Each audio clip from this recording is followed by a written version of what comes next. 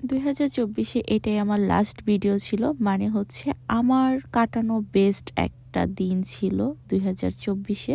Hello everyone, আসসালামু আলাইকুম। This me rice Islam. Welcome to my another blog. কেউ আমাকে পাগল ভাববেন না যে এত সাজুগুজু করে কেন বাজারে আসছি। অ্যাকচুয়ালি আমরা বাজারে আসবো এরকম কোনো প্ল্যান ছিল না। মাঝ রাস্তায় মনে হলো যে যেহেতু বান্ধবীর বাড়িতে যাচ্ছি, বান্ধবীর বাসায় বাজার আছে কিনা সেটাও একটা ভাবার বিষয়। তাই হচ্ছে আমরা একটু বাজার টাজার করে নিয়ে যাচ্ছিলাম। তাই আর কি মাঝ রাস্তা থেকে আমরা এই সুন্দর কিউট হেলদি এগুলো দেখে দেন হচ্ছে ওরা বারবিকিউ করার জন্য মুরগি নেয়। আপনারা কিন্তু সিরিয়াস হবে না যে আমার ফ্রেন্ডের বাড়িতে বাজার নিয়ে, অবশ্যই আছে বাট মুরগি নেই। আমরা যেহেতু বারবিকিউ করবো এত রাতে মুরগি কোথায় পাবো, সো দ্যাট আমরা এখান থেকে নিয়ে নিয়েছিলাম। আর এখানে যে মাছগুলো ছিল একেবারে কক্সবাজারের ফিল আসতেছিল, বাট আমরা চাইলেই মাছ কিনতে পারতাম, বাট আমরা গরিব, এত টাকা আমাদের কাছে নেই। আমরা কিন্তু চাইলে গাড়িতে আসতে পারতাম, ভিডিও নিতে পারতাম, বাট আমাদের গাড়িটাও নেই। আমরা যেহেতু ভেঙে ভেঙে আসছি সেটারও কোনো ক্লিপ নেওয়া হয়নি, একেবারে ঠাস করে চলে আসছি আফতাবনগরে। এসে আমরা চা খেয়ে দেন হচ্ছে আমাদের এই যে সেই জুস নেওয়ার জন্য চলে আসছি, মানে মিনি জুসগুলো নেওয়ার জন্য। সাথে রাতের যে স্ন্যাক্স, চিলি স্ন্যাক্স না, রাতে আমাদের অনেক ক্ষুধা লাগবে যেহেতু আমরা মুভি দেখবো, তার জন্য হচ্ছে কেনাকাটা করতে আসছি। তারপর এসে যেহেতু মুরগি মেরিনেট করে রেখে গিয়েছিলাম, দেন আমরা বাইরে থেকে ঘুরে এসে এগুলোকে আসলে পোড়াচ্ছিলাম।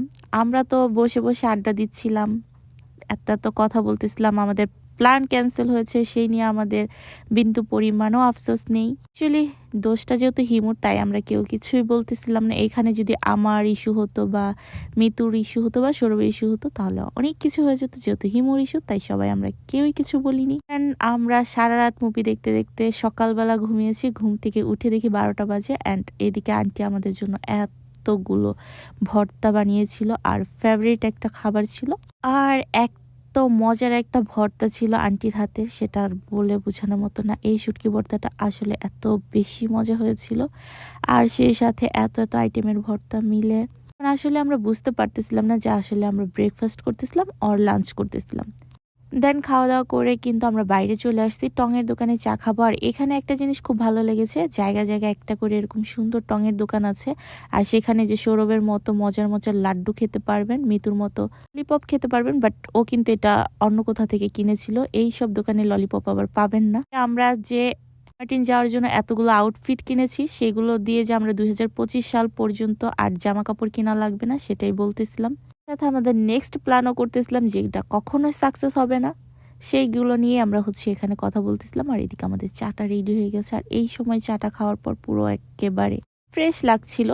তারপরও আমরা থেমে থাকবো না, আমরা কিন্তু এখন আমরা এই বাসের উপর দিয়ে চলে যাচ্ছি কাটাডিয়া বাজারে, যেখানে হচ্ছে ঠিক একটা হাট বসে। সেই হাটে আমাদের বান্ধবী আমাদেরকে এই বাসের উপর দিয়ে নিয়ে যাচ্ছে, মানে 2025-এ যেন আর কোনো বাস আমাদের লাইফে না আসে সেজন্য আমরা আর কি যাচ্ছিলাম, এর উপর দিয়ে যাচ্ছিলাম যেন বাস আমাদের উপর আর না আসতে পারে।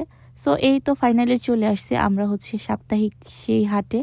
আর এখানে কিন্তু অনেক ধরনের জিনিস আপনারা পাবেন, মানে কি চাই, ঘরের খাবারের জিনিস থেকে শুরু করে ঘরের জিনিসপত্র, আজ হাঁস মুরগি যা আছে সবকিছু। আর এই যে সৌরভের মতো যারা ব্যাচেলার আছেন, সিঙ্গেল ব্যাচেলার, তারা কিন্তু এখান থেকে দিব্যি বাজার করে বউর জন্য এরকম তুলি কিনে নিয়ে যেতে পারবেন, আর বাজেটও একেবারে কম। আর আমার মতো যারা আছেন এগুলো দেখলে কিনতে চান কিন্তু জামাইয়ের ভয় আর কিনতে পারেন না, তারাও যেতে পারেন।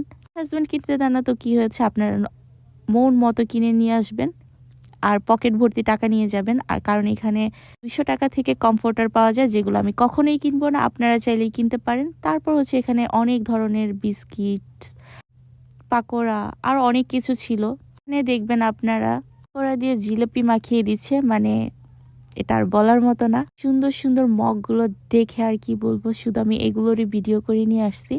অ্যান্ড সবশেষে কিছু কিনতে না পারার দুঃখ আর কাকে বলবো, এক কাপ হাতে নিয়ে চাকেই আমার দুঃখগুলো বললাম। আর বললাম 25-এ এমনভাবে কামব্যাক করবো যেন গাড়ি নিয়ে আসতে পারি, জামাইয়ের কাছ থেকে কোনো পারমিশন ছাড়াই এতগুলো টাকা দিয়ে আমার মন মতো শপিং করতে পারি। সে সাথে সানটায় চলে গিয়েছিলাম কেক খেতে, আর কেক খেয়ে আমার বান্ধবী মহা